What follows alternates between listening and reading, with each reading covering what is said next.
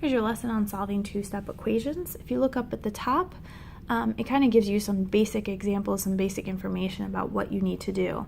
When you're actually solving an equation, you're doing PEMDAS backwards. So if you think about order of operations, we use PEMDAS to simplify the expression.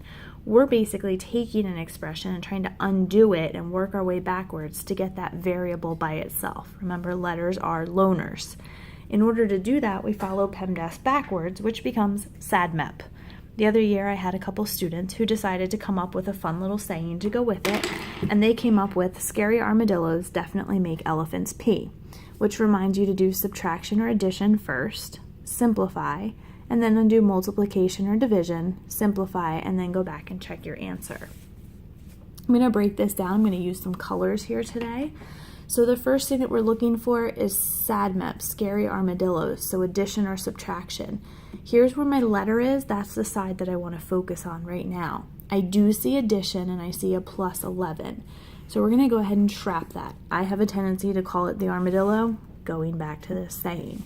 If it's a plus 11, you need to trap the sign with it. We're going to do a minus 11. And I'm going to do that to both sides here. So I'm going to go ahead and simplify now.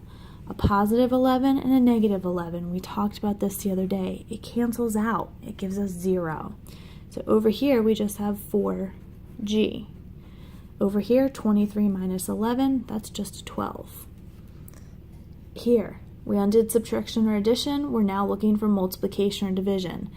Stuck to g is the 4. It's stuck. It's married by multiplication.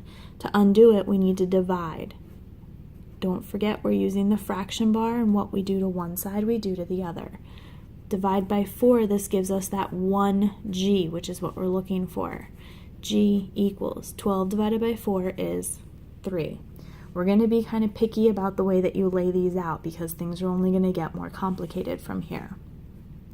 Look at example 2. Line down your equal sign. Trap your armadillo. 3b is here. I have a minus 10. That's what I'm working with. To get rid of the minus 10 or the negative 10, I'm going to do add 10. Those are going to cancel out. 3b equals 35 plus 10 is 45. These are multiplication. Undo it with division. That gives me that 1b, which is what I'm looking for. 45 divided by 3 is 15. In this one, don't freak out. Variable is just on the other side. For a, they're multiplied. We do have a subtraction over here, so that's my armadillo. Add 7, add 7. Cancel out. 5 plus 7 is 12, equals 4a. These are married by multiplication, so we have to divide. 12 divided by 4 is 3. Gives me my 1, which is really just a. So 3 is a. Next example.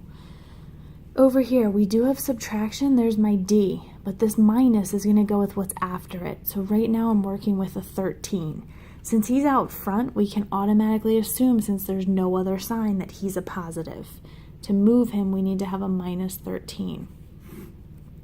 Those cancel out.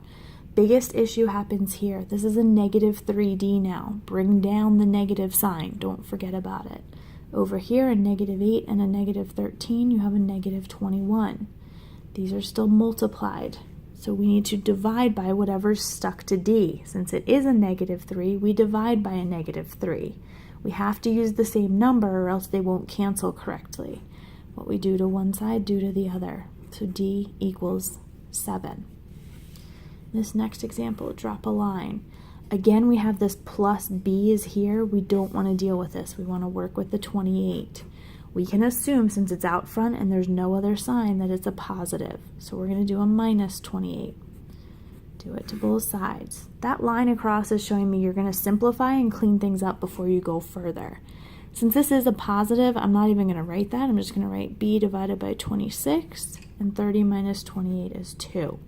This is division, so to undo it, I'm going to be multiplying on both sides, and I'm going to multiply by 26 because that undoes dividing by 26. So b is equal to 52. Next example.